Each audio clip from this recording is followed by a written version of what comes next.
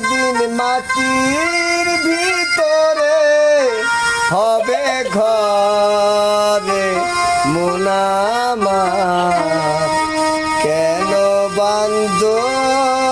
দালান ঘর একদিন মাটির ভিতরে